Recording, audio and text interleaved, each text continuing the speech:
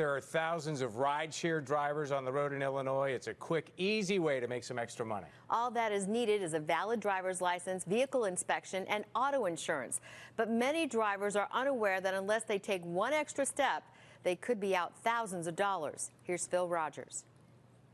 Former Lyft driver Julio Beltran had just stopped for gas at this Southside service station when he was carjacked at gunpoint last month. One guy, they say, "Oh, you work for Lyft?" I say, "Yeah." They say, "Oh," they show me the gun. They say, "Open the doors." Shortly after that incident, Beltran told Telemundo's Hilda Gutierrez and me that he had switched off his Lyft app to get gas. At that point, he was technically just another motorist. But after the thieves took his car, his insurance company refused to cover the claim and canceled him because they said he had never told them he was working for Lyft. No one's replacing your car.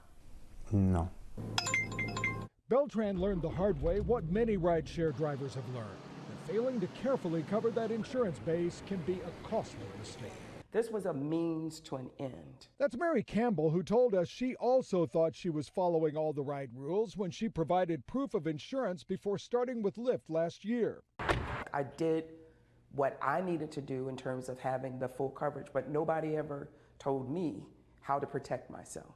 Protection is something she says she could have used last April when her car was T-boned in a Southside intersection with a rider in her back seat.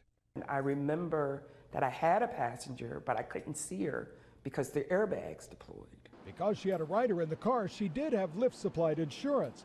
But like Julio Beltran, Mary says she had never told her personal insurance carrier about her Lyft business. So she did not have the full coverage she thought.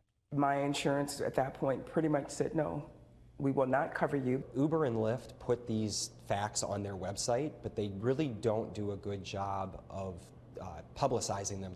Actually, both Uber and Lyft do provide varying levels of insurance coverage themselves, depending on whether the app is merely turned on, a driver is en route to a pickup, or actually carrying a passenger.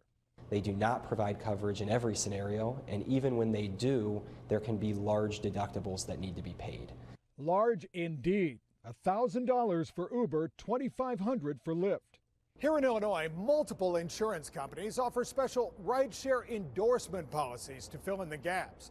But many drivers don't buy that additional coverage.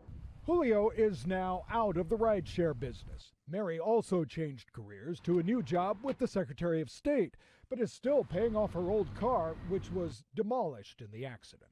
They sold me on a dream of working and making money, setting my own schedule. So I thought it was a win-win situation, but it has been devastating. Just this morning, Julio Beltran, the carjack victim, contacted us to say his car was found last night at the scene of an accident. Whoever was driving it ran away. He sent these photos to his insurance broker, but so far his former insurance company is standing by their decision to cancel his policy.